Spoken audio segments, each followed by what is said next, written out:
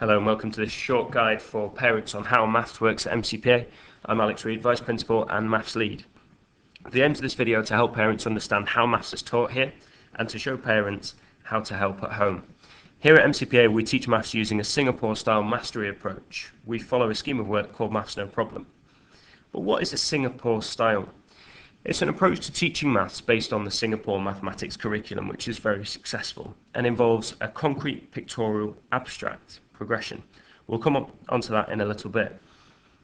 When we talk about mastery maths, what we're talking about is the idea that children don't just do sums, they can explain them, they can reason why or why not a piece of maths is correct. And they can check their answers by using different methods to do the same calculation.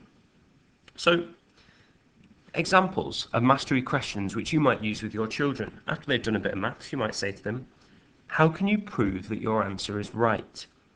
If you ever come and watch maths teaching at MCPA, you might see that happen quite a lot. Teachers saying to children, I'm not sure if that's right. How can you prove it? Can you do that in a different way?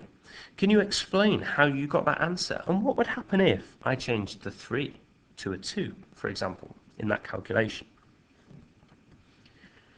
We talked briefly before about the concrete, pictorial and abstract progression. What that actually means in real terms is that when we introduce a new bit of maths or when we recap some maths, we follow this route.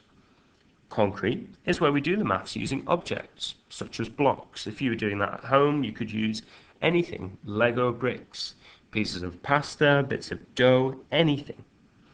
Pictorial is where we draw the maths, and that's really useful if we're looking at word problems. And abstract is when we use the numbers in the way that perhaps we were taught when we were at school. So let's have a look at an example. This is 3 multiplied by 3 in concrete. This child has used Play-Doh and they have sorted into 3 rows of 3, counting up for the answer. Pictorial, like I said, very useful for word problems. The first example in blue is a very simple pictorial array which shows 3 rows of 3. The apples might represent apples in a word problem. It might be Frank has 3 apples, Claire has 3 apples, and Adam has 3 apples. How many apples do they have altogether? By showing it pictorially, we make it much easier to access and calculate. And then finally we move on to the abstract, the doing of the maths using the numbers. Now for a multiplication we might use repeated addition, so 3 add 3 add 3. We might use the column method, or we might use any other method. Our key message to parents here is if you've got a method that you use, that's fine, it's great. We want our children to know as many different methods as possible. So what does a maths lesson look like here? Well, we have a mental maths session first, and then after that we have a 1-hour Maths No Problem lesson, which starts with an in-focus task that's taken from the Maths No Problem textbooks.